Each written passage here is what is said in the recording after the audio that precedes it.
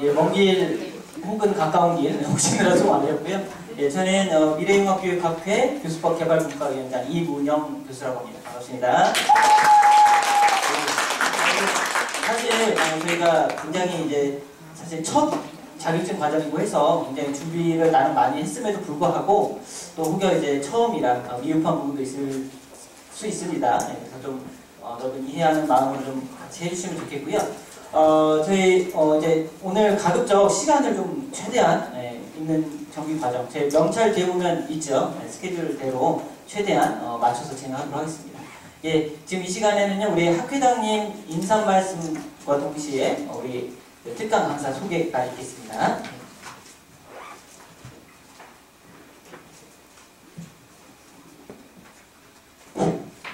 학회장 인사라고 하는데도 박수도 안 주고 우리 교단에 올라갈 때 박수가 길어야 좋습니다. 세게 길게 줘.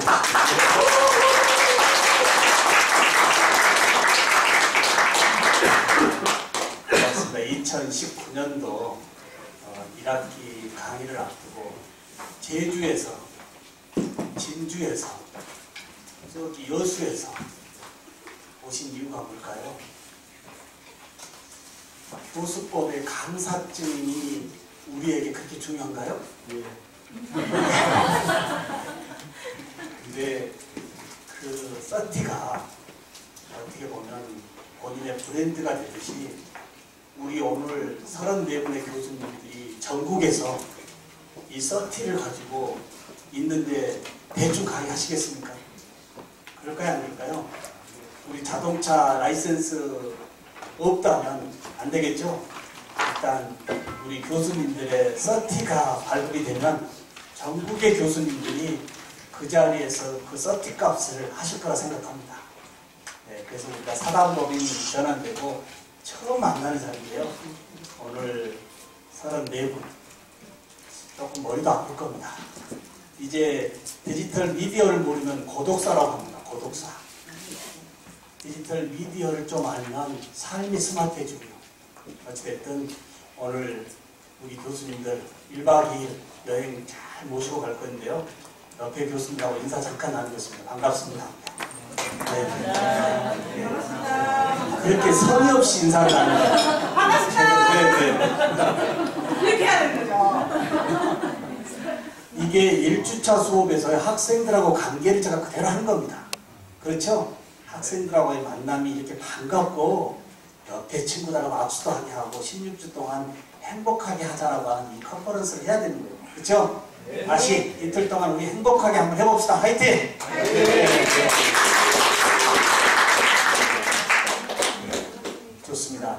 특히 오늘 우리 이문영 교수님 참 진행하시느라고 너무 고생 많으셨는데요.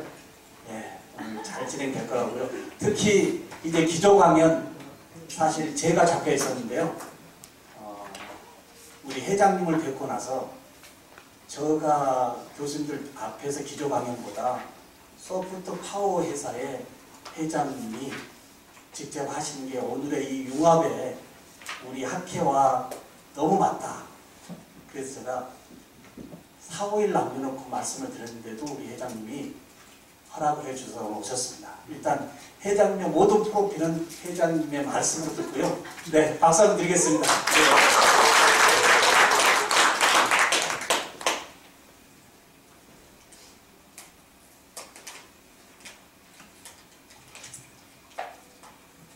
네, 반갑습니다. 저도 학회 활동도 해보고 여러 개 학회를 끌고 가고도 했습니다만은 아마 오늘 이 모임은 아주 특별한 모임처럼 느껴집니다. 예전에 했던 학회는 경영학 또는 경제학 어떤 특정한 분야 하나를 붙잡아가지고 유유상종 그런 게 학회라고 보면은 명단을 보니까는 온갖 학과의 전국의 모든 교수님들이 모였는데 이런 독특한 학회 아주 새롭습니다. 그리고 존경스럽습니다. 인간이 만물의 영장이 된 근간은 변화하는 세상에 적응하는 능력을 가졌기 때문이라고 합니다. 특히 교육계야말로 그런 것을 선도하는 인더스트리나 사회적인 중요한 역할을 하고 있다고 보고 있는데 그런 관점에서 여기에 오늘 보이시는 34분의 교수님들은 세상의 변화를 가장 먼저 느끼고 그것을 선도해서 끌고 가는 존경스러운 분들이라고 생각이 돼서 감이 열람되지만 저는 소프트웨어 분야에 오랫동안 일을 했기 때문에 소프트웨어와 관련돼서 한번 조금 더 잘난 척? 아는 척을 좀 해드려서 교수님들께서 현장에 가가지고 각 전공이나 이런 것과 연결해서 어떻게 이걸 써먹을까라는 화두에 좀 도움이 되도록 노력해 보겠습니다. 오늘 제가 건방지게 소프트웨어 엔지니어링 또는 소프트웨어 공학 새로운 기술과 융합 교육이라는 주제로 말씀을 드려보도록 준비했습니다. 이렇게 말씀을 드리기 전에 소프트웨어 기술이라는 게 도대체 뭔가, 소프트웨어 기술의 본질에 대해서 소프트웨어 기술을 모르는 분들은 없을 것 같고 소프트웨어를 안 쓰고 있는 사람들은 없을 것 같습니다. 왜? 오늘날에는 영어를 안 쓰는 사람들은 대한민국 국민의 97, 8%가 영어 없이 밥 먹고 삽니다. 뭐 은행원도 그렇고 아파트 경비원도 그렇게 되고 온갖 데가 그러는데 소프트웨어를 안 쓰고 사는 경비원은 없는 것 같습니다. 소프트웨어를 안 쓰고 은행원은 없는 것 같습니다. 그래서 소프트웨어를 누구든지 아는데 도대체 소프트웨어가 뭔가 라고 하게 되면 많은 사람들은 지역적인 얘기를 많이 하고 있습니다. 뭐 개발에 오리엔티드 되어 있는 사람들은 C, 자바 그런 거에 소프트웨어 아니야? 라고 생각하는 사람도 많고 코딩이라고 생각하는 사람도 많고 여러 가지. 근데 소프트웨어가 오늘날에는 무료도 많지만은 소프트웨어 한 카피가 3,500원, 4,000원 하는 소프트웨어도 많습니다. 뭐 삼성전자 같은 회사에 들어와 있는 ERP 소프트웨어 SAP R3라는 제품인데 한 5, 6년 전에 도입할 때 3,500원입니다. 한 회사 도입하는데. 근데 삼성의 7, 80개 계열사들이 이걸 도입했다? 이거 뭘까요 도대체? 왜 3,500억이나 쓸까요? 왜 삼성처럼 엄청나게 크고 글로벌한 컴퍼니에서도 자기들이 직원을 수만 명씩 거느리고 있는 삼성 SDS라는 회사도 있는데 소프트웨어를 사고 있을까요? 그러니까 소프트웨어를 대부분 사람들은 이게 도대체 뭘까? 잘 이해가 안 되는 분들도 많습니다. 그러니까 쉽게 소프트웨어가 그렇게 돈 주고 사고 팔고 경제적인 가치가 있다고 한다면은 소프트웨어 대체제는 도대체 뭘까? 예를 들면은 빵을 한 번도 안 본 사람이 있는데 그 빵을 안 본 사람한테 빵이 뭐냐고 설명을 아무리 한다고 이해가 될까요? 소프트웨어처럼 인비지블하고 인텐지블하고 인익스페리언스한 그런 상품을 사람들한테 설명한다고 이해가 될까요? 대체제가 뭐냐고 설명을 해주면 가장 쉽게 이해가 될 것 같습니다. 소프트웨어 대체제가 도대체 뭘까요? 뭐 제가 교수님들한테 이 답을 듣기는 건방진 자리니까 교수님들이 학생들한테 여쭤보시고 쉽게 얘기하면 소프트웨어 대체제는 생산적인 측면에서 사람들이 하고 있는 모든 역할, 사람이 대체됩니다. 소프트웨어가 많이 중요하다고 누구든지 떠듭니다. 근데 그 사람들한테 다 얘기해보면은 100만 원짜리 정도 소프트웨어를 한 번도 사보지도 않은 사람들이 중요하다는 겁니다. 왜? 100만 원이나 되는 것을 어떻게 사? 라고 생각하면서 근데 여기 교수님들 중에서 혹시 직장생활 하는 사람 중에서 월급 100만 원도 못 받은 사람들은 없을 텐데 한 달 월급의 2분의 1이나 5분의 1이나 경우에 따라서 10분의 1 정도밖에 안 될 텐데 그것도 안 사보면서 소프트웨어가 중요하다면 얼만큼 100만 원도 안 되게 중요하다고 생각해요. 그런데 그 소프트웨어 때문에 대부분의 사람들이 일자리를 잃고 있습니다. 예전과 같은 방법으로 하게 되면 직장에서 쫓겨나고 있습니다. 취업도 못하고 있습니다. 근데 중요하다는 것은 100만 원도 안 되게 중요하다고 생각하고 있고 심지어는 만 원짜리도 한번 사본 적이 없을 수준의 소프트웨어를 중요하다고 얘기합니다. 근데 그 소프트웨어가 사람들의 모든 역할을 뺏어갑니다. 그 대표적인 것이 초창기에는 경비 아저씨의 역할, 전철 매표원이나 검표원의 역할, 그 다음에 심지어는 CCTV나 이런 것들은 경찰관의 역할, 은행원의 역할, 심지어는 초중고등학교 선생님들의 역할 같은 것을 가장 빠르게 뺏어가고 있는 것이 소프트웨어입니다. 근데 정말 이렇게 소프트웨어를 중요시 여기고 있나? 한번 생각해 봐야 되겠죠. 그래서 소프트웨어를 설명할 때 가장 좋은 방법은 대체제가 뭔가 사람의 생산적인 능력, 생산적인 역할을 하는 능력 근래에는 한 불과 20, 30%, 2, 3%입니다만은 소프트웨어가 소비적인 역할도 많습니다. 게임이나 뭐 컨텐츠나 이런 것들도 많은데 근본적으로 보면은 전 모든 인더스트리에서 사람의 생산적인 역할을 대체하든지 보완하든지 하는 관계가 있습니다. 그렇다면 이 소프트웨어를 제대로 모르고 무슨 전공을 한다? 10년 전에는 아무 문제가 없었습니다. 5년 전까지도 용서할 수 있었습니다. 지금 소프트웨어를 모르고 공부를 내가 전공 과목을 열심히 한다? 그거는 뭐냐? 소프트웨어로 대체될 가능성이 있는 펑션이나 사회적인 역할을 열심히 배우고 있는지 모릅니다. 그렇다면 교수님들께서 해줘야 될 것은 학생들한테 소프트웨어라는 것을 제대로 이해시켜서 소프트웨어의 대체제 역할을 할 것인가 아니면 소프트웨어의 보완제 역할을 할 것인가를 고민해 봐야 됩니다. 이제 그런 자리가 아마 융합교육이 아닐까 생각이 됩니다. 제가 사설이 길었는데 소프트웨어의 그런 관점에서 본질이 도대체 뭔가 한마디로 표현하면 소프트웨어는 인류가 발명한 온갖 것들이 있었습니다. 불도 있고 그죠? 전기도 있고 다이물러의 감지기도 있었고 제임스 와트의 전기기관도 있었는데 인류가 발명한 모든 도구 중에서 가장 위대한 도구, 최고의 발명 도구가 소프트웨어인 겁니다. 아, 그거 너무 당신이 그런 쪽에 종사한다고 편향되게 생각한 것 아니야? 혹시 이런 생각을 갖고 계신다면은 나 전공하고는 좀 달라. 우리 전공이나 우리 산업에서는 좀 달라. 이런 생각을 갖고 계신다는 분들은 아주 진지하게 소프트웨어를 들여다보시면 좋습니다. 왜 그러는가? 소프트웨어는 아까도 얘기했던 것처럼 인간의 생산적인 역할을 하는데 그냥 인간과 비슷한 경쟁 상대가 아니고 인간으로는 비교할 수 없을 만큼 강력한 처리 능력을 갖고 있습니다. 예를 들어서 100m를 달리는데 지구상에서 여기 그림의 좌측편에 나온 것처럼 가장 빨리 달리는 사람이 우사인 볼트입니다. 9.6초 또 9.58초도 달성했죠. 근데 소프트웨어는 9.6초라는 그 기간 내에 지구를 73바퀴 돌고 옵니다. 우사인 볼트가 100m를 달리는 시간에 지구를 73바퀴 돌고 옵니다. 그 능력의 100분의 1이나 1000분의 1이나 10만 분의 1만 자기 분야에 적용하게 된다면 어떻게 바뀔까요? 이렇게 해서 시간을 절약하고 자원을 절약하고 비용을 절약하는데 나는 그래도 옛날에 했던 가락이 있고 경험이 있으니까 나는 현재 직장도 안정되게 있으니까 이거 깔고 앉아있으면 살아남을 거다? 그런 착각은 오래지 않아서 바로 바뀌게 됩니다. 특히 이 소프트웨어가 원래부터 이런 능력을 갖고 있었는데 예전에는 별 볼 일이 없었습니다. 특정한 인더스트리의 문제였습니다. 이유가 뭘까요? PC를 기반으로 했기 때문입니다. PC라는 것은 24인치나 22인치짜리 덧대만한 모니터가 있게 되고 본체가 있게 되고 107개 키보드가 있게 되고 마우스가 있게 되고 220V 전원을 꼽아야 되고 RJ45J의 랜을 꼽아야 되는데 그 자리에 정확하게 위치해 있는 일만 자동할 수 있었습니다. 근데 2007년 6월 29일 날 스티브 잡스가 처음으로 강력한 휴대용 컴퓨터를 꺼내면서 이것을 새로운 시대의 컴퓨터라고 하지 않고 전화기라고 했습니다. 스마트폰.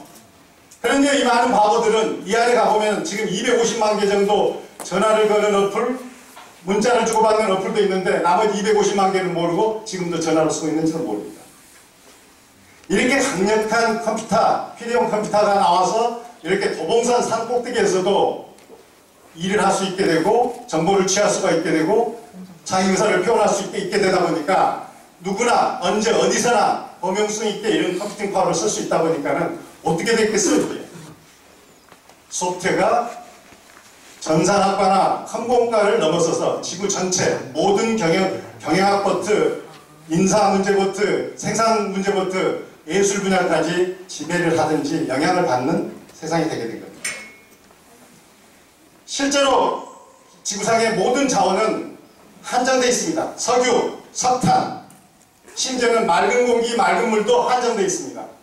요즘 너무 처절하게 미세먼지 때문에 맑은 공기가 중요하다는 걸 느끼시죠, 이게. 그런데 지구상에서 가장 양질의 자원이면서 무한히 풍부한 자원이 있는데 뭘까요, 이게? 컴퓨팅 파워입니다. 여러분들이 쓰고 있는 스마트폰은 적어도 5년 전이나 10년 전에 100명이나 200명 정도가 동시에 접속해서 쓸 만큼 강력한 서버보다도 더 빠른, 더 용량이 많은 컴퓨팅 파워를 갖고 있습니다. 다만 여러분 호주머니 속에 들어서 1%나 5%나 3%밖에 CPU를 안 쓰든지 메모리를 안 쓰고 있을 뿐입니다. 그래서 여러분들은 매달 삼성전자로부터 그 스마트폰 만드는 삼성전자로부터 수십만 원씩 돌려받고 계시죠? 저는 매달 돌려받는데 아직 못 돌려받은 분들도 계신 것 같네요. 돌려받았다는 사람을 잘 못 들어봤어요. 이게 무슨 소리냐? 놀고 있는 자원이라는 거죠. 지금 여러분들이 스마트폰이 갖고 있는 CPU나 메모리 같은 자원을 5% 정도 쓰신 분은 대단히 많이 쓰시는 것 같습니다. 아마 우리 신 교수님 같은, 여기 학회장 하시는 신종우 교수님 같은 분은 한 20-30% 쓰실지 모르겠습니다만, 심지어는 소프트웨어로 밥 먹고 사는 저희 회사 같은 경우도 직원들이 5%도 잘 못 씁니다.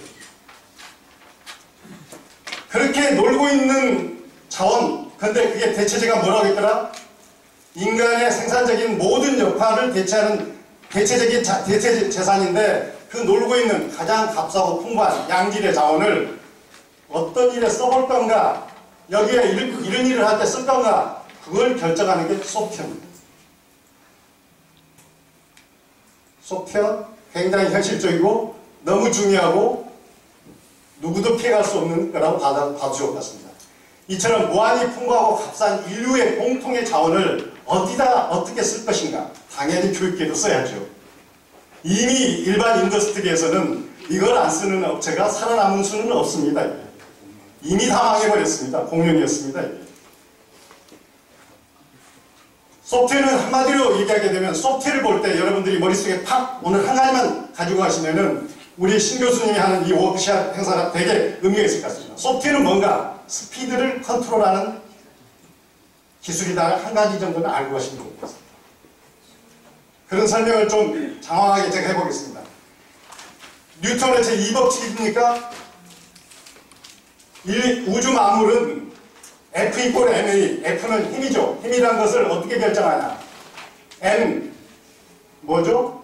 질량, a 가속도. 이건 너무 유식하죠. 이게 전공자들은 너무 익숙한데 비전공자들은 너무 유식하니까 덩어리 곱하기 스피드, 이렇게 설명을 해주면 좋을 것 같습니다. 규모하고 스피드가 결합이 돼서 질량이 결정된다. 그래서 이 계산식을 갖고 제가 장난을 쳐봤습니다. 힘이 커지려면 사이즈를 막 늘리면 좋습니다. 그러면 힘이 따라서 커집니다. 반대로 힘이 커지려면 저 스피드를 올리면 좋습니다. 이거는 사람들이 잘 이런 개념을 안 갖고 계십니다. 지금. 스피드를 올리면 좋다? 제가 우주 법칙 중에, 자연 현상 중에 한번 예를 들어 보겠습니다. 여러분들이 쓰고 계시는 이만한 컵 정도 무쇠덩어리 하나를 갖고 있다고 생각을 해봅시다.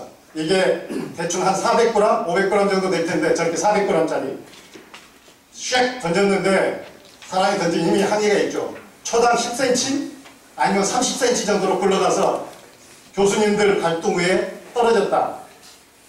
어떨까요? 아파요? 아작나요? 그 정도는 아닐 것 같은데. 그냥 재수없이 말이야. 이렇게 정도든지 왜 이걸 나한테 떨어뜨렸어? 라는 것 정도지. 여러분 인생도 집에 가서 혹시 테스트 해보세요. 근데 이거보다도 100분의 1쯤 적은, 이게 뭔지 보이죠? 4g밖에 안 돼요. 이게 400g이고 4. 근데 속도가 뭐냐? 초속 20-30m가 아니고 그것보다 좀 빠르게 초속 900m예요. 권총 총알 속도는.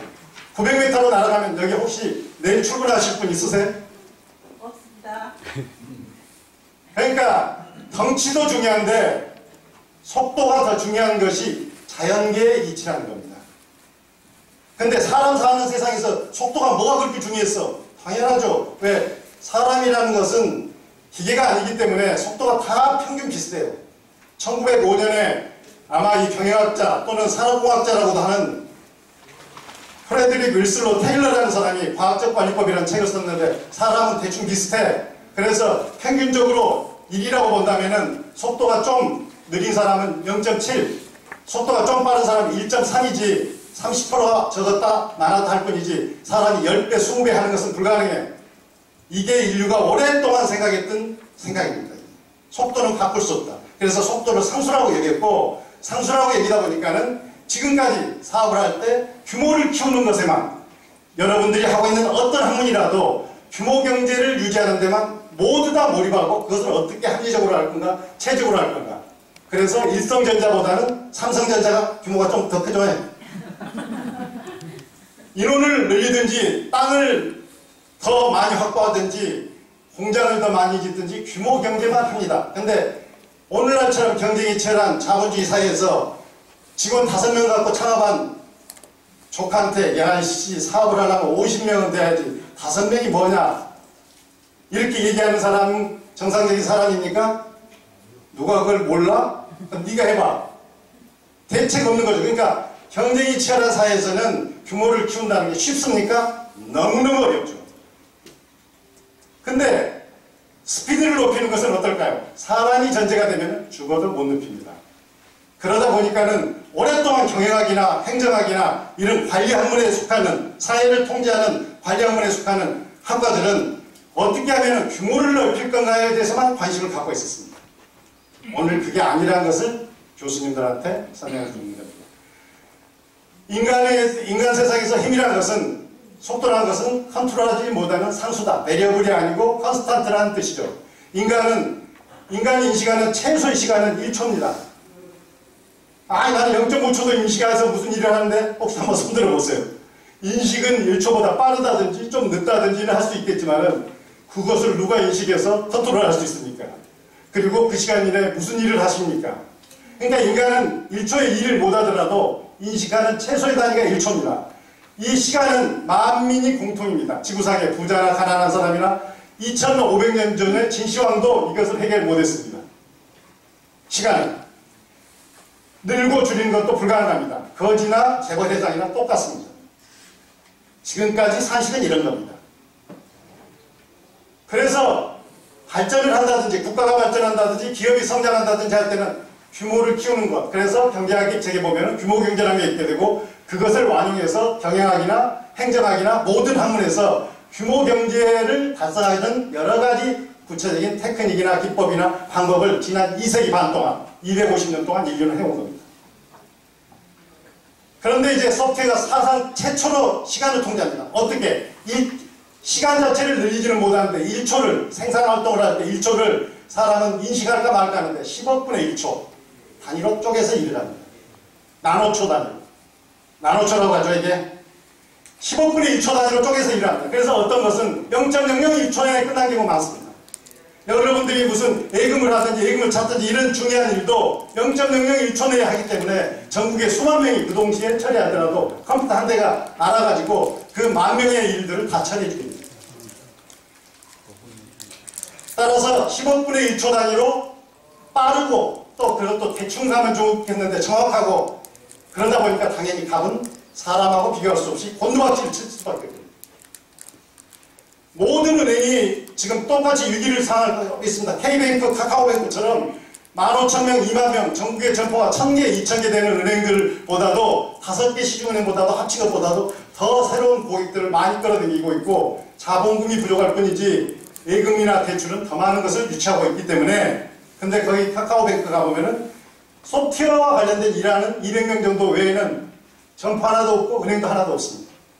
그런데도 불구하고 신한은행은 우리나라에서 1등이니까 우리은행은 원래 우리 것이니까 국민은행은 원래 국민들 모두가 지원해주니까 우리는 그렇게 가겠다? 그들도 변하기 시작하고 있습니다. 왜? 더 이상 그런 구호나 메시지 갖고는 해결이 안 되기 때문에 그렇다는 겁니다. 따라서 세상 모든 분야에 엄청난 혜택을 줍니다. 10억분의 1초, 10억 단위로 어떻게 보면 능률을 개선해 주기 때문에 예전에 이렇게 시간을 관리한 것은 신의 영역이라고 생각했습니다. 소프트웨어는 이렇게 신의 영역이라고 생각했던 인간에게 시간을 통제하는 인류 최초의 기술입니다. 그리고 유일한 기술입니다.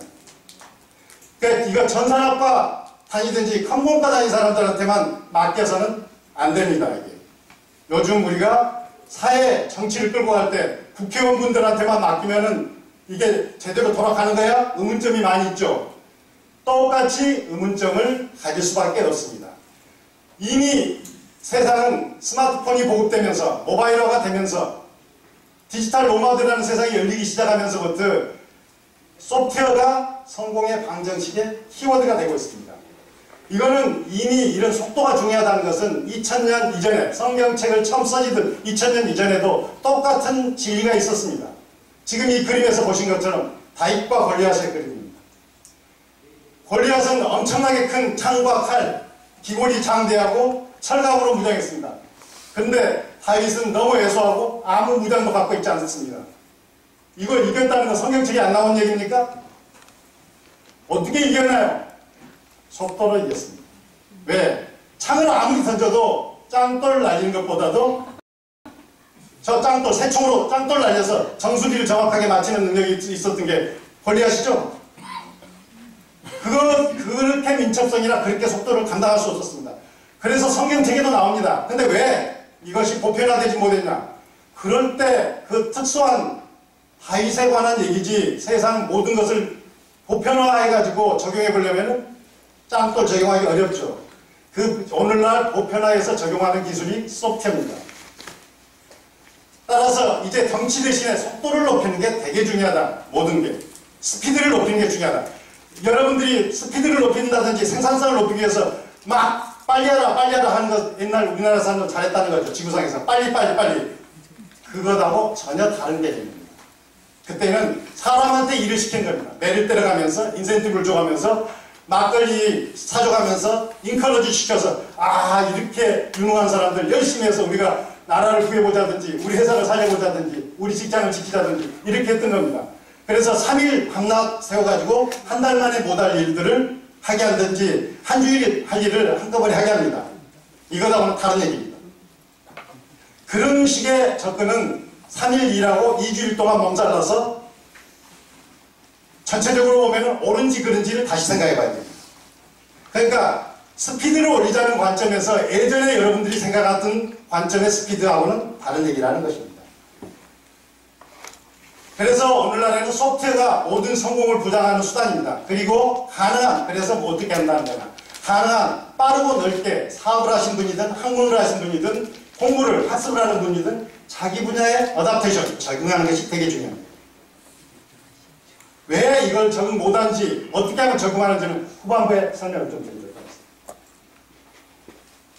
실제로 지구상에서 가장 성공했던 오늘날 창의적인 문제 해결 능력으로 성공했다는 스티브 잡스, 빌 게이츠, 저커버그라는 사람 많이 아시죠? 우리나라 이 세 분이 위인이죠. 다.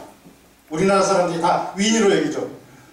또 우리나라 동네에서 나온 카카오톡의 김범수 의장 들어보셨죠? 네이버의 이혜진 의장 들어보셨죠? 직방 김봉진 사장 들어보셨죠? 배달의 민족. 직방 가방 들어보셨죠? 이렇게 성공한 사람들은 다 알고 계시죠? 그들의 공통점이 뭡니까? 소프트웨어입니다. 소프트웨어를 자기 업무 분야에 적용한 사람. 이걸 오늘날 사람들은 창의력이라고 헛소리를 해서 창의력이 뭔지에 대한 것, 창의력 교육을 어떻게 해야 되는지를 모르고 지금 창의력을 얘기합니다. 그건 조금 이따 제가 얘기하겠습니다. 따라서 영어보다도 수학보다도 필수적입니다. 앞서서도 말씀드렸지만 영어를 써가지고 밥 먹고 사는 사람 우리나라 1.5%밖에 안 됩니다. 외교관, 상사님, 영어교사 그 외에는 영어를 안다기보다는 스펠링을 좀 알아서 여기가 북스토어인지 카페인지 정도를 알면 되는 것 아닌가요? 그걸 영어 공부를 1년에 25조 원씩 투자해가지고 사교육을 해야 될 만큼 수준인가요? 그렇게 전 국민의 1.5% 정도밖에 영어 갖고 밥 먹는 사람이 없는데 영어는 25조 원씩 투자하면서 앞으로도 영어가 중요할 거라고 생각합니다. 우리 신 교수님이 소개해서 이미 여기 계시는 교수님들은 알고 계시겠지만은 만통이라는 앱을 하나 다운로드 받아서 한번 비교해보세요. 만국어 통역기 약자 구글 플레이스토어나 애플 앱스토어에 가보면 있는데 한번 비교해보세요. 영어 갖고 밥 먹고 사는 것이 가능한지 컴퓨터하고 앞으로도 싸울 건지. 근데 왜 하필이면 영어냐? 요즘처럼 우리나라 수출도 가까운 것도 5천년 역사도 중국인데 수출도 수입도 많이 하고 있고 중국어는 왜 안 해야 되냐? 그럼 놀러 갈 때 스페인어도 해야지. 프랑스어도 해야지. 어떻게 사람이 감당할까요? 영어가 중요해요? 수학이 중요해요? 웃기는 소리 하지 마세요. 소프트웨어 것보다도 100만 배 중요해요. 저기 회장님 강연 중에 죄송한데요. 우리 회장님이 말씀하신 만통이 회장님이 개발하신 어플이에요. 일단 박수 한번 드리시죠. 그래야 좀 이해가 될 것 같아서 죄송합니다. 네, 물론 영어를 잘하려면 제대로 공부를 해야죠. 1.5% 대회에 들어가게. 그래서 FTA 의정서 번역할 때처럼 중요한 것에 250군데 에란에는 오류 어번역해가지고 세금이 7%짜리를 25%로 만들어 놓든지 30%짜리를 10%로 만들어 놓으면 안 되죠. 이게 진짜 잘할 사람들은 잘해야 돼요. 근데 그렇지 않은 사람들이 평생토록 영어를 하는데 이런 체제를 갖고 미국 사람하고 어떻게 경쟁할까요? 영국 사람하고 어떻게 경쟁할까요? 우리는 영어가 마치 지상의 목표인데 이게 시대의 변화를 모르고 지금도 교육을 하고 있는 거죠. 따라서 영어 수학보다도 필수적인 교양 과목, 그래서 2015 학년도에 우리나라는 미국이나 영국보다도 훨씬 늦게 영어 수학 소프트웨어가 필수 교과목으로 된 거죠. 의무 교과목으로 된 거죠. 그렇지만은 시간 수는 굉장히 시차 수는 17시간, 34시간 이 정도를 지금 가르치면서 큰 소리치고 영어나 수학 선생들은 절대 양보하고 싶지 않다는 거예요. 세상의 변화를 정말 모르고 있는 거죠. 이미 미국이나 영국이나 중국이나 인도나 심지어는 일본 같은 나라들은 우리보다도 4년, 5년에 앞서서 초등학교 들어가기 전 유치원 때부터 소프트웨어 교육을 가르치고 있습니다. 이스라엘 같은 나라는 고등학교 졸업할 때까지 적어도 소프트웨어를 10개쯤 만들어보고 졸업하게 만들고 있습니다. 그래서 지구상에 가장 경쟁이 있는 나라가 되죠. 이렇게 소프트웨어로 속도를 높인 만큼, 소프트웨어로 속도를 높인다고 했죠. 스피드를 높인 만큼 규모를 키울 방법은 지구상에 어떤 유능한 사람도 없습니다. 삼성도 마찬가지고 세계적인 기업들도 그 규모, 왜? 어떻게 15배를 지금보다도 규모를 키울 수가 있겠어요? 그러니까 규모, 스피드만 모든 것을 좌우하는 것은 아니고 규모와 스피드 다인데 이제 스피드가 더 중요해지다 보니까는 엊그저께까지는 땡전 한 푼도 없는 개천에 있는 지렁이가 용이 되는 날이 많이 발생하고 있는 것이 이런 변화 때문에 발생하고 있는 것이라고 봐야 됩니다. 그렇다면 교육은 교육에 대해서 생각해 봅시다. 여기에 계신 분들이 저보다도 교육은 훨씬 더 전문가고 할 말이 별로 없습니다만 저는 이렇게 짧게 얘기해 보겠습니다. 교육의 목표는 소프트웨어 교육뿐만 아니고 모든 교육의 목표는 뭘까요? 문제 해결 능력을 확보하는 겁니다. 대학교 들어간 게 아니고 수능 잘 보는 게 아니고 영어 잘하는 게 아니고요. 왜? 미국 사람한테 물건을 팔려다 보니까 미국의 신기술을 도입하려다 보니까 영어를 공부하는 거지 그게 목적이 아닙니다. 따라서 문제 해결 능력을 배워하는데 그 배워한다는 관점에서 보면은 인류는 끊임없이 수많은 문제에 부딪혀왔습니다. 만년 전에 사람들이 생산활동을 하기 전에는 제1차 산업혁명이 일어나기 전에는 먹을 것이 제일 풍했기 때문에 어떻게 하면 이 먹을 것을 안정되게 확보할 건가를 연구하다가 종자라는 것을, 씨앗이라는 것을 발견하게 되고 농사법을 점점 익혀서 그 기근에서부터 물러나게 됩니다. 16세기, 17세기 이렇게 기근을 어느 정도 해결한 상태에서 사람들은 이제 뭔가 옷도 거창하게 입고 싶고 집도 괜찮은 데 살고 싶은데 소, 돼지와 같이 헛간에서 자고 마구간에서 식생활을 하고 더 나가서는 옷도 곰 털이나 이런 걸 입는다는 게 말이 안 돼. 식 문제를 했으면 의주도 해결하자라고 생각해서 일어난 것이 1760년대 영국의 런던이나 햄프셔나 이런 지방에서 일어났던 산업혁명입니다. 그러니까 그때는 기계라는 걸 발견하게 됩니다. 사람이 인위적으로 하지 않더라도 기계라는 걸. 이렇게 해서 인류는 어떤 문제가 발생할 때마다 그 문제를 해결하는 방식을 찾아왔습니다. 이게 변화의 대응 능력이고 문제 해결 능력이라고 하면 좋을 것 같습니다. 그래서 이런 과정을 전쳐내는 것이 인류 문명의 발전사라고 해도 과언이 아닐 겁니다. 따라서 문제를 해결하는, 개선하는 과정 자체는 모든 학문의 마지막 골이기도 하고 이념이기도 합니다. 어떻게 공부를 열심히 하다 보면 영어 자체가 목적인 것처럼 착각을 하고 있는 사람들도 많습니다. 그리고 뭐 요즘 스카이인가 무슨 연수국처럼 대학 들어가는 것 자체가 이런 미친 사람들도 있습니다. 그건 거기니까 그 자체도 충분히 미닝풀하다고 보고 있습니다만은 풍자하고 있는 거죠, 사회를. 따라서 이제 창의력이 중요한 세상이 닥치고 있습니다. 왜? 세상 모든 게 자동화되고 이렇게 기계화되다 보니까. 그럼 창의력이 도대체 뭐냐? 특히 교육하신 분들은 창의력 교육 하는데 도대체 창의력이 뭐냐? 교사인 교수님인 창의력이 있나? 있는 것 같기도 하고 없는 것 같기도. 근데 창의력이 뭔데? 창의력은 아주 쉽습니다. 이전과 다르게 일하는 방법을 창의력이라고 합니다. 그냥 이전과 다르게 삐딱하게 한다는 뜻이 아닙니다. 이전보다 나은 방법으로 일을 하게 하는 걸 찾아내는 걸 창의력이라고 합니다. 이전에 했던 방식을 벗어나서 비용이 적게 들든지 시간이 적게 들든지 산출물이 더 많아지든지 산출물의 품질이 좋아지든지 이렇게 해결할 수 있는 걸 창의력이라고 합니다. 굉장히 쉬워지고 애들한테 가르치기도 좀 편하지 않습니까? 이렇게 막연히 이전보다 나은 것은 아니고 이렇게 좋게 나은 것, 이것을 창의력이라고 합니다. 그래서 창의력이라는 카테고리는 예전에는 생산 분야나 교육 분야나 이런 데는 거의 적용이 안 됐습니다. 여기 그림에서 보신 것처럼 예술이나 문학이나 음악이나 미술 같은 분야에서 주로 적용했습니다. 예를 들면은 반 고흐처럼 사실주의가 팽팽하던 시절에, 그렇죠, 막 사람이 진짜 살아있는 것처럼 목욕하는 나부의 사진을 보면은 진짜 거기에 사과도 그렇게 먹고 싶은 것처럼 이렇게 그리는 게 굉장히 중요했던 시대에 사람의 얼굴도 코도 삼각형으로 그리고 색깔도 이렇게 유연하게 그려준 게 아니고 빨간색 노란색을 칠해가면서 이런 추상화를 그려서 예술이라는 게 이런 거지 사진기가 할 수 있는 일을 왜 사람도 하고 있냐고 부르짖었던 사람, 그게 창의력이라고 봤습니다. 그 다음에 판토마임 같이 몸 동작만 갖고 말 한마디도 안 하고 나서 인간의 희노애락 감정을 전부 다 전달할 수 있는 거 창의력이라고 봤습니다. 찰리 채플린이죠. 그 다음에 한 20년 전에 우리나라에서 나서 건들건들하고 까불던 아이돌 있죠. 서태지와 아이들. 이게 정말 우리나라의 문화계를 바꿔놨고 문화계 대통령이라든가 국택령이라든가 하여간 이게 헌법상에 없는 기관도 올라간 것도 사실이죠. 이렇게 뒤집어 놓은 것을 지금까지는 창의력을 했습니다. 그리고 일반 사회에서 창의력을 발휘한 사람은 정말 위대한 분들밖에 없었습니다. 제가 예를 들어볼까요?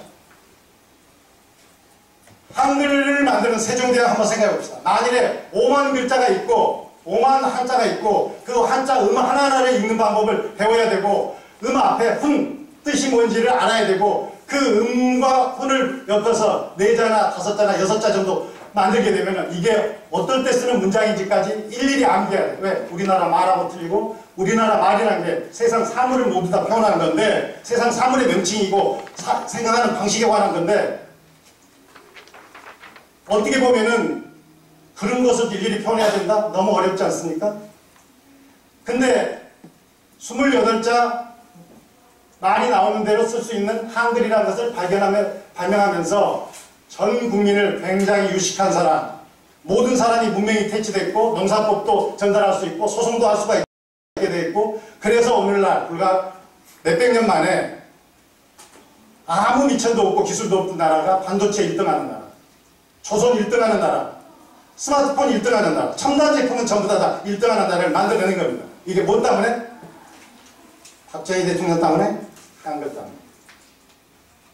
만약에 이것이 없었다면 아직도 우리 문맹률은 8, 90%에 육박할지도 모르겠습니다. 그렇게 해결하는 방식이 이전과 다르게 하는 것이 창의력입니다. 이순신 장군 13척밖에 없는 배 350척 적선 어떻게 이길까? 우선 이 사람들의 목숨부터 살려야 되겠고 근접전에도 이겨야 되겠고 배 위에다 철갑을 두르고 철갑만 두른 게 아니고 못도 해서 근접전에서도 방어 능력을 충분히 살려주면서 적의 조총로봇을 보호하는 이 이전까지는 전혀 없었던 이런 걸 창의력이라고 합니다. 그 옆에 정주영 회장님 어떠신 분입니까? 서산 간척지를 막을 때 수십만 명이 1년 내내 먹고 살 만한 쌀을 생산하는 서산 간척지를 막을 때 계속 물이 세게 흐르는 개라고 그러죠. 막지 못하고 어려웠는데 그걸 어떻게 했어요? 배를 가라앉혀서 물막이 공사를 해가지고 정주영 공포병을 만들어냈습니다. 그렇게 무식한 짓을 할 수가 있어? 건설업자들 일반적인 기준으로. 그게 창의력입니다.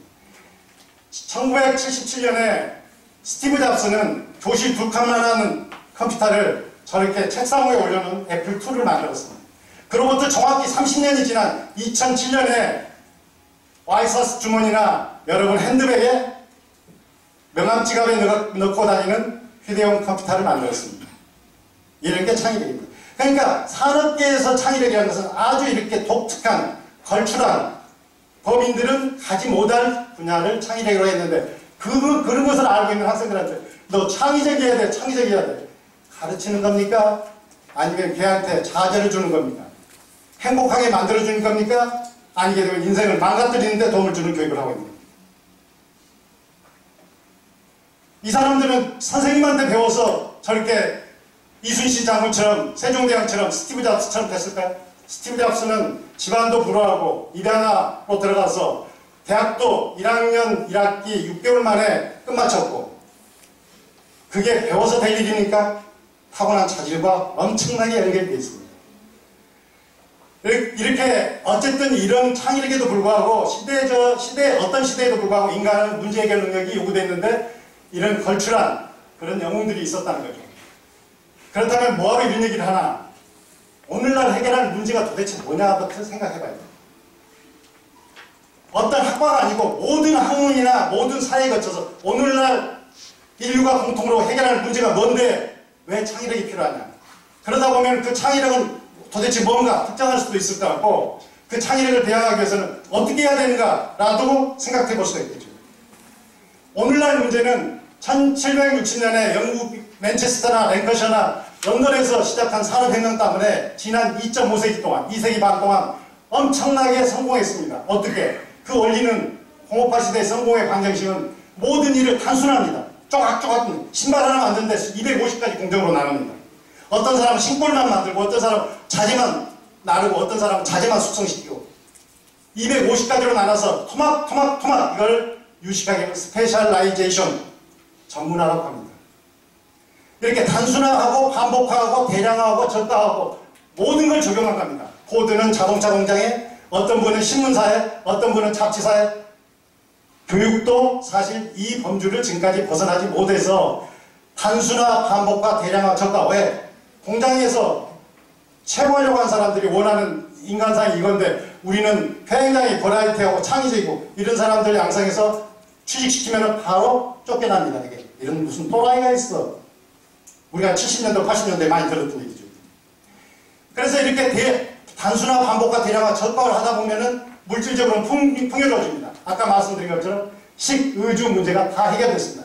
물건이 너무 넘칩니다. 불경기가 발생한 것도 재고가 너무 많이 쌓여서 불경기가 발생한 것입니다.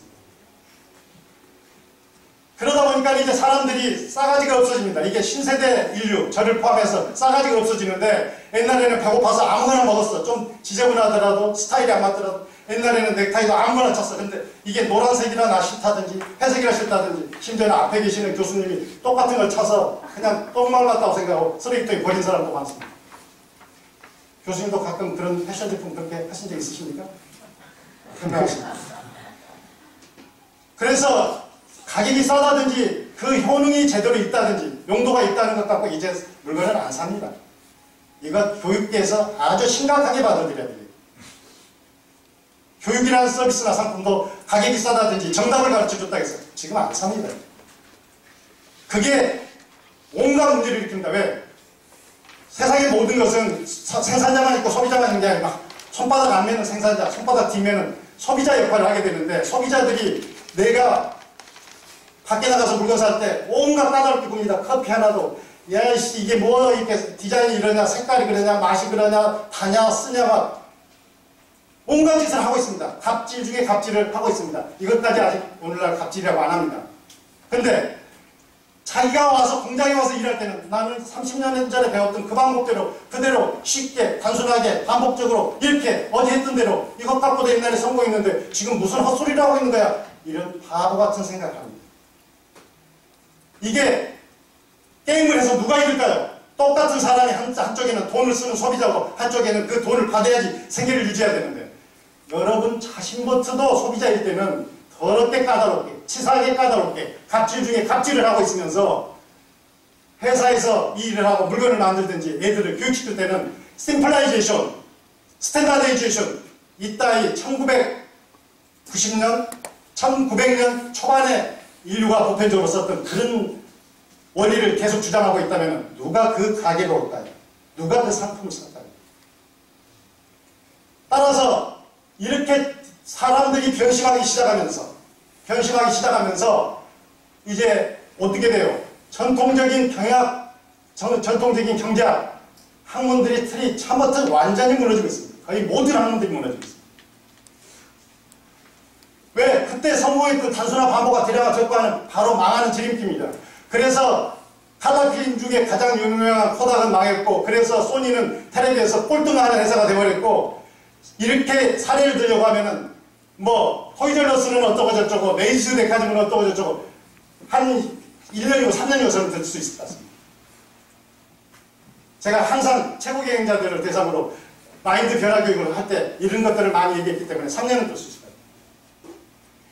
이제 더 이상 전통적인 기법은 무의미해지게 되고 공장시대적으로는 해결하지 못합니다. 이유가 뭐냐? 소비자들은 개성화, 다양화, 고도화, 민첩화, 에질리티 또는 변덕스럽게 싸가지 없이 등 이렇게 다 똑같이 해야 돼요. 요즘 새끼들은 그동안 뭐라고 표현하더라도 그것은 변화했습니다. 이미 돈을 쓰는 입장에서 물건을 살 때 이것은 뭐냐면은 잔잔하게 밑바닥을 검토해보면은 인간성 회복과 관련된 일입니다. 못 먹고 살던 때는, 못 입고 살던 때는 맞으면서도 직장을 다녔습니다. 요즘은 월급을 줘도 안 다닙니다. 그런 직장. 못 먹고 살 때는 위생상태가 나쁘고 비쌀이 거슬려도 먹고 나오고 돈을 주고 살았습니다. 요즘은 여러분들 중에서 나는 그 공짜로 줘도 안 내고 나는 한 5만원 붙여줘도 안 해. 여기 다 5만원 너무 적나요? 여기 계시는 교수님들 소득 수준으로 보면 50만원 붙여줘도 안 해. 근데 어린애들도 다 그렇게 변하고 있습니다. 따라서 오늘날의 문제라는 것은 이렇게 옛날에 성공신화했던 것이 무너지는 대신에 사회가 요구하는 개성화, 다양화, 고도화, 민첩화 옛날보다도 가격을 비싸게 옛날보다 늦게 배달을 해도 좋아 가격도 싸고 배달도 빨리 해주면서 돈도 싸면서 그 다음에 내일 아침에 원하는 시간에 새벽에 밥 먹기 전에 출근하기 전에 내 스타일로 넥타이도 모양을 만들어서 납품해주면 사고 근데 비싸게 주려고? 안 줘. 이게 새로운 시대에 맞출 겁니다. 따라서 개성도 반영하면서 값도 싸고 딜리버리 시간도 짧게 해주는 이런 거 소프트밖에 못합니다. 사람이 끼어들면 죽어도 못합니다. 만일에 여러분들이 카카오톡과 같은 메시지를 각 집마다 4,200만 명한테 매일 순식간에 보내주려면 우체부가 몇 명 있어야 될까요? 우체국이 몇 개 있어야 될까요? 한 50억 명? 우체국을 한 5억 개? 비용을 얼마나 투자해야 될까요? 카카오톡 얼마 들고 쓰고 매달 쓰고 계십니까? 소프트웨어가 끼어들어서 그것을 제로로 하면서도 김범수는 우리나라 최대 재벌로 만들고 있습니다. 이런 걸 보면서 교육은 달라, 교육 분야는 달라, 여기는 보수적인 집단이거든. 그러던 시절도 있었죠. 왜? 내 새끼들 학교에서 선생님들한테 싸가지 없이 굴든지 버리장머리 없는 걸 보면서도 그런 얘기를 하고 싶으십니까? 학생들한테 얻어맞고 있는 세상 교권 그런 건 아닌가요 요즘? 그러니까 세상의 변화를 맞출 수밖에 없는 거죠. 따라서 이 시대가 직면한 이런 문제, 단순한 반복과 대량화 전파 체제를 개성화, 다양화, 고도화, 민첩화라고 바꿔주는 유일한 도구가 뭘까요? 소프트웨어 기술밖에 없습니다. 왜 소프트웨어가 유행하는가? 왜 스마트폰이 나왔는가? 다 따져보면 이력에서부터 비롯되고 있습니다. 결과를 갖고 말씀드린 게 아니고 이제 정리해봅시다. 앞에서 했던 것처럼 인류가 직면한 이 시대 문제는 모든 상품, 서비스를 개성화하고 다양하고 고도화를 실현해야 되고 그렇다고 가격이 비싸도 되냐, 늦게 배달해줘도 되냐, 안 된다는 거고 그러다 보니까 공업화 시대의 경영학이라든지 공업화 시대의 경제학이라든지 그런 옛날에 갖고 있던 노하우로는 죽어도 감당을 할 수가 없는 세상이 닥치고 있습니다. 그래서 창의적인 문제 해결 능력이 필요한데 창의적인 문제 해결 능력은 앞서 제가 뭐라고 했죠? 자기가 하고 있는 일을 수단과 방법을 소프트웨어로 바꾸는 겁니다. 소프트웨어로 바꿔 소프트웨어라이제이션을 하는 거예요. 그게 창의적이에요. 그게 성공했던 빌 게이츠고 스티브 잡스고 저커버거입니다. 그러니까 이렇게 문제를 좁혀놓고 보면은 창의적인 교육 그거 별것도 아니네. 나도 지금부터 창의적인 교육 우리 학과에서 조금만 고민해보면 잘 만들 수 있을 것 같네. 교수님들 그렇게 생각 안 드십니까? 근데 창의적인 교육을 이순신이나 세종대왕처럼 생각하고 창의적인 교육 따라는 거야. 다른 할 말도 없고 딱히 정부의 교육과제가 그걸 나오고 있기 때문에 나도 얘기는 하지만 뭘 어떻게 하라는 거야. 이게 안 되죠. 최소한 이 시대의 창의적인 교육은 특정 분야의 소프트웨어라이제이션을 하게 되면은 100분의 1, 1000분의 1만 소프트웨어 효과, 기술의 혜택을 받게 되더라도 예전보다는 월등히 이노베이티브하게 바뀐다는 거죠. 이게. 특히 이전보다 높은 가치 만족을 주는 수준까지 것이 가능하게 되고 고객과 시장이 요구한 수준으로 해가는 것이 이겁니다. 뭐 고객과 시장이 요구하는 게 그거잖아요. 배달을 오늘 아침에 출근할 때 인터파크에다 책 하나 주문하고 왔는데 3일 있다가 일주일 있다가 그때 못 배달해서 미안해요 그러면 다시는 인터파크 안 갑니다. 근데 아침에 배달했는데 처음에 저도 저녁에 퇴근해 가서 와 보니까 이게 배달돼 있어요.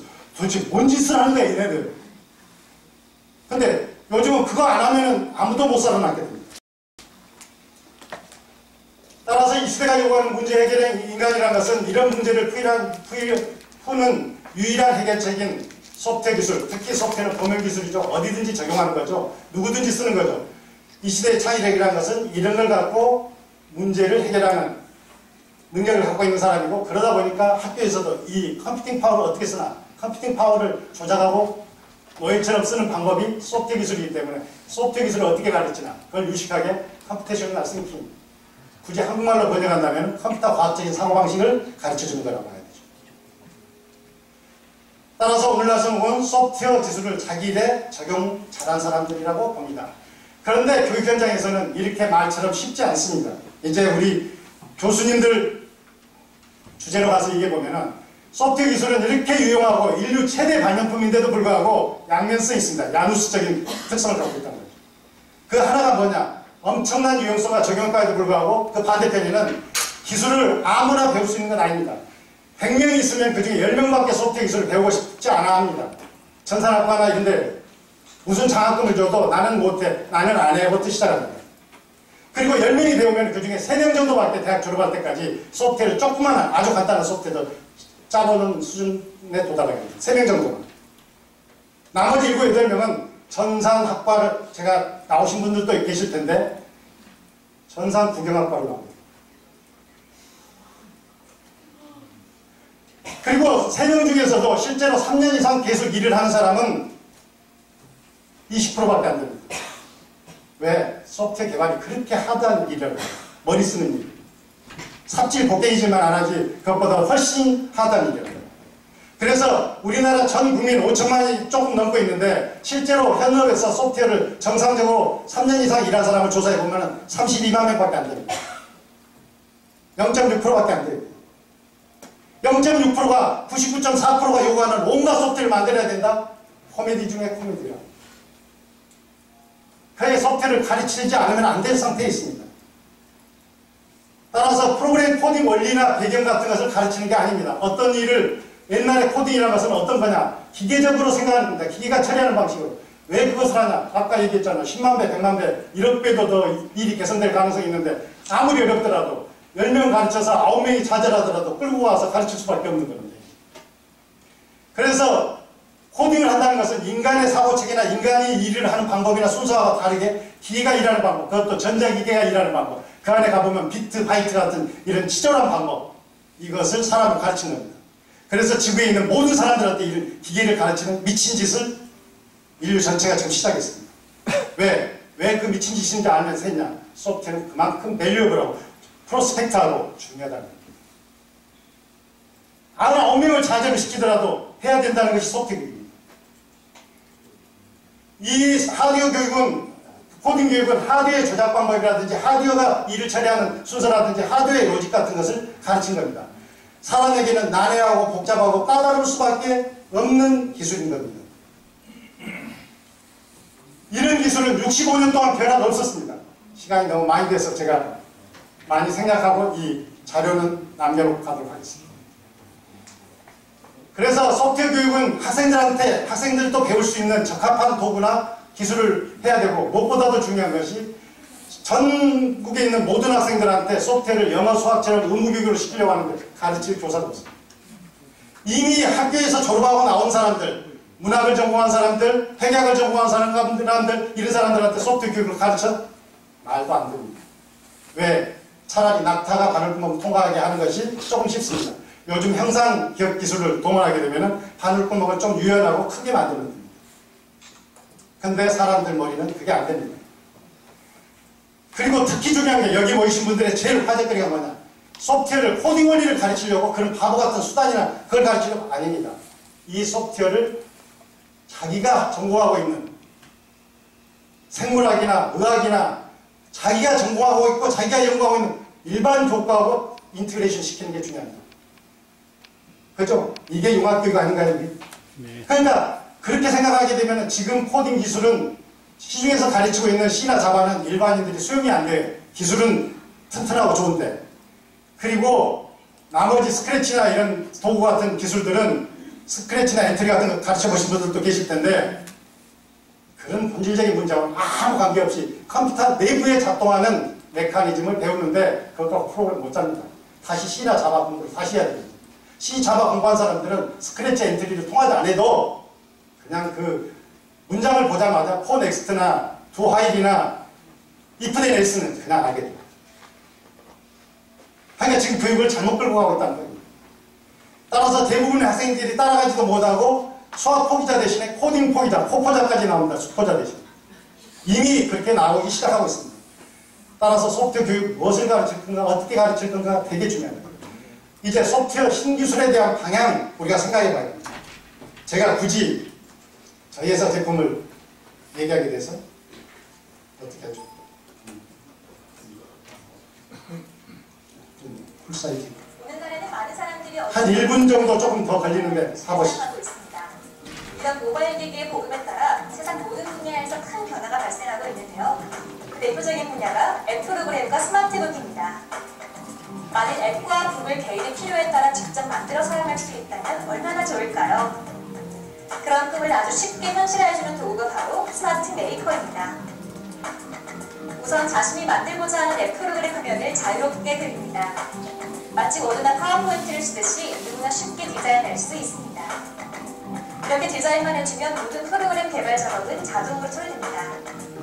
과거에는 전문가들만이 할 수 있었던 기기 설계 및 생성 작업도 단 한 번의 클릭으로 가능합니다. 물론 프로그램의 색상이나 디자인도 자유롭게 바꿀 수 있습니다. 한번 만든 앱은 안드로이드 폰에서는 물론 아이폰에서도 그대로 작동합니다. 뿐만 아니라 크기와 해상도가 전혀 다른 태블릿 PC와 데스크탑에서도 그대로 실행됩니다. 이처럼 스마트 메이커에서는 누구나 즐겨 사용하는 라이프 스타일 관련 앱뿐만 아니라 비즈니스 현장에서 사용되는 복잡한 업무 앱도 구현이 가능합니다. 또한 생동감 있는 애니메이션 기능으로 독자의 이해력과 상상력을 극대화해주는 스마트북도 동일한 방법으로 단 한 줄의 코딩 없이 쉽게 개발할 수 있습니다. 자신만의 관심과 경험을 담은 맞춤형 책은 물론 교과서나 참고서 같은 전문 지식을 담고 있는 서적까지도 만들 수 있습니다. 이 저작 도구에서 스마트 도구를 구현하면 동작하는 이미지 객체의 움직이는 애니메이션 기능도 간단하게 마우스로 임의의 경로를 지정하여 구현할 수 있습니다. 아울러 해당 객체가 소리를 들리게 하는 것도 가능합니다. 네, 여기까지 놀랐습니다. 중단해 드리겠습니다. 이렇게 그냥 영어 현팀이라고 똑같은 것도 5분 이내에 구현 못하면 바보입니다. 2시간 이내에 저를 못 배우시면 바보입니다. 근데 그렇다고 프로그램을 잘 짜든지 좋은 책을 만든다는 것은 원싱 어너더입니다. 왜? MS 워드나 아량을 잘 쓰시죠? 그렇다고 소설 모든 사람이 다 잘 쓰는 거하고는 또 다른 얘기죠. 그러니까 많은 사람들이 이제 이 교재는 제가 놓고 가겠고요. 혹시 다운로드 받아서 하겠고 시간이 임박했으니까 마무리 멘트를 한 5분 10분만 하고 그치겠습니다. 스마트 메이커 같은 경우는 코딩이라는 기술을 완전히 단절시켰습니다. 그래서 내가 뭘 만들겠다 파워포인트에 있는 것처럼 도구를 갖다 끌어다 놓고 화면만 정의하면 이것을 요구 제기라고 합니다. 또 유식하게 하면 설계라고 봐도 되겠죠. 하면은 인공지능 엔진이 책도 만들어주고 앱도 만듭니다. 그래서 만든 게 아까 망국어 통역기라는 앱입니다. 아까 우리 신 교수님께서는 제가 만들었다고 했는데 약간 보정을 해드리겠습니다. 스마트 메이커로 만들어졌는데 저는 아직 이런 걸 만들 만큼 한 가지는 못해서 우리 직원이 신입사원이 들어온 지 한 달짜리가 스마트 메이커를 배우고 나서 일주일 만에 만들었습니다. 작년 2월 달에 만들어서 구글 플레이 스토어하고 애플 앱스토어에 올렸습니다. 이미 다운로드 받은 사람이 80만 명입니다. 한 달에 광고 수익만 밑에다 조그마한 화면 하나 있는데 광고 조그마한 거 붙였는데 한 번 볼 때 2원에서 4원입니다. 그런데 한 달에 광고 수익이 3,200달러? 350만 원 정도 됩니다. 이건 미국 아이비 리그 나온 대학 나온 사람들이 직장에 취직하게 되면 처음 받는 급여하고 똑같습니다. 연봉은. 그런데 여기다가 여러 가지를 하게 되면 더 많은 수익도 올릴 수 있습니다. 얼만큼? 서울시내 지하철역 안내하는 앱이 많은데 한 10개, 20개 되는데 그중에 랭킹 1, 2, 3위 정도 하는 것들은 한 달에 광고 수익이 4천만 원, 5천만 원. 1원도 안 받고 그냥 깔고 쓰고 계시지 않습니까? 한 달에 4, 5천만 원 합니다. 옛날처럼 책 만들었다 꼭 출판사를 통해서 어디로 가는 게 아니고 구글 플레이스토어 하든지 아니게 되면 카카오톡을 통하든지 배달할 수 있습니다. 학생들한테 공부할 때도 그렇게 하겠죠. 이렇게 스마트 메이커는 자신이 뭔가를 만들 수 있게 구상이나 지식이 있으면은 그것을 요구제기를 합니다. 아주 쉬운 도구, 파워포인트 라이크 합니다. 조금 더 난이도가 있습니다.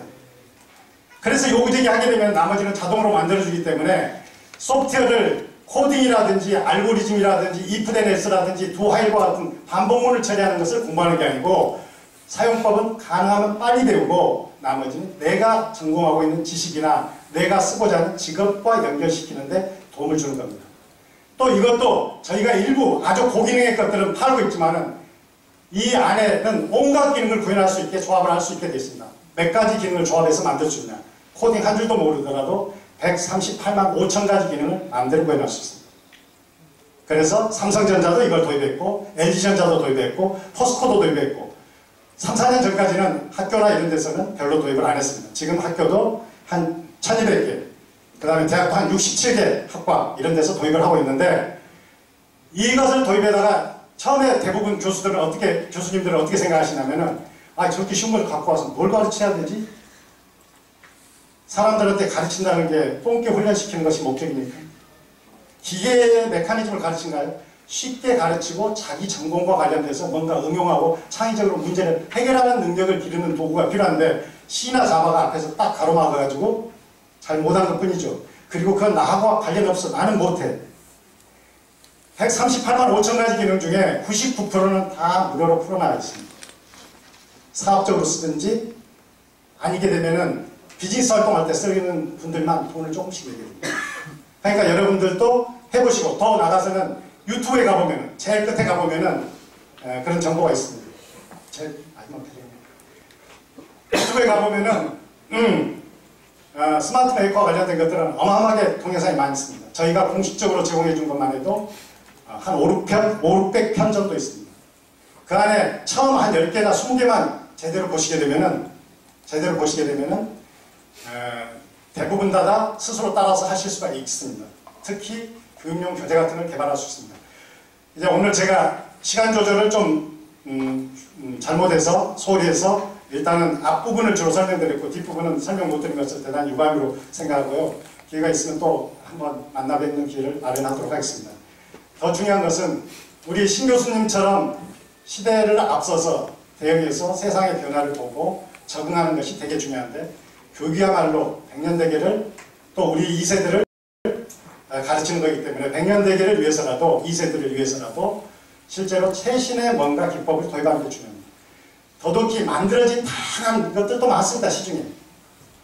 근데 이렇게 조금만 만들어가는 것들을 접목해보게 되면은 훨씬 그 융합교육의 질이나 품질 같은 것을 높여준다라고 생각합니다. 저희가 굳이 융합교육 이 학술 전문가분들한테 교수님들한테 이런 말씀을 드린 것은 예전에 소프트웨어 기술이 갖고 있던 허들을 제거했으니까 교수님들이 각각 전공하든지 관심이 있든지 또는 밖에 정부 프로젝트를 수행하든지 밖에 기업들과 협업을 하든지 이럴 때 소프트웨어라는 기술이 필요하면은 갖다가 쓰시면은 학문의 발전도 될 거고 그런 저변이 넓혀지면 1%나 0.1%는 저희한테 먹거리 문제도 해결하는 데 도움을 주기도 합니다. 어쨌든 오늘 이렇게 영광스러운 자리에 나와서 뭐 조금 책이 없는 말씀을 할 수 있는 기회를 주셔서 너무 고맙습니다. 마치겠습니다. 박수 좀 세게 치자니까. 제가 다시 우리 회장님의 이 프로그램을 보고 회사를 찾아갔습니다. 가서 이틀을 배웠습니다. 입문 과정이 있고 심화 과정이 있는데 우리 학생 2명 데리고 갔는데요. 저만 버벅거리고요. 우리 애들은 그냥 앞에 강사하라는 대로 저는 이렇게 코딩이나 자바가 거기에 발목을 잡고 있었는데요. 회장님의 이 프로그램을 딱 보는 순간 문제 해결에 전공에 이제 올해 신종우 교수의 비전이 모바일 앱 개발 전문가, 그리고 우리 교수님들 다 모바일 앱 개발 전문가로 올해 다 만들 겁니다. 이럴 때도 박수 줍니다. 어찌됐든 우리가 이 현재 학습시키고 있는 이런 지식의 채널들 오늘 저의 기조 강연보다 너무 좋았을 겁니다. 그렇죠? 어쨌든 세상에 이따 보겠습니다. 세상에 쓸모 있는 교육, 문제 해결할 수 있는 이런 실력 배양. 우리 회장님 제가 아까 잠깐 커피 보시면서 말씀을 드렸는데요. 제가 오늘 우리 회장님 강의만 듣고 보내시겠습니까? 제가 우리 기업회원으로 모시고 올 거고요. 네. 이 많은 회장님의 모든 노하우 대학에 뿌리 내리게끔 서포트할 겁니다. 그렇죠? 그래서 어느 시점에 1박 2일 코스를 하거든요. 이렇게 직접 강사님을 여기에 모시고 와서 직접 우리가 학습해서 교수님의 전공에 이러한 아주 워드 정도만 할 수 있으면 녹일 수 있는 이런 것도 계속 기회를 하도록 하겠습니다. 어찌됐든 우리 회장님 사회를 바뀌고 있습니다. 다시 한번 박수 한번 드리겠습니다. 그리고 우리 회장님이 이 자료를 김기농 회장님이시고 좀 이따가 명함도 다 가져오셨고요. 그 다음에 이 발표 자료를 아까 주신다고 했죠? 네. PDF를 제가 변환해서 즉시 제가 우리 단톡방에 올리겠고요. 어찌됐든 식사 맛있게 가지고 이제 오후부터는 머리가 아플 겁니다. 네. 오늘 머리가 지근지근 아파야 돼요. 네. 오늘 식사 맛있게 하고요. 다시 진행하도록 하겠습니다. 지금 가시기 전에 여기서 전체 사진 하나 찍고 이렇게 막 식사하러 가도록 하겠습니다. 문을 잠글 테니까요. 도움만 가져가시고요. 나머지는 그대로 놓고 가시고.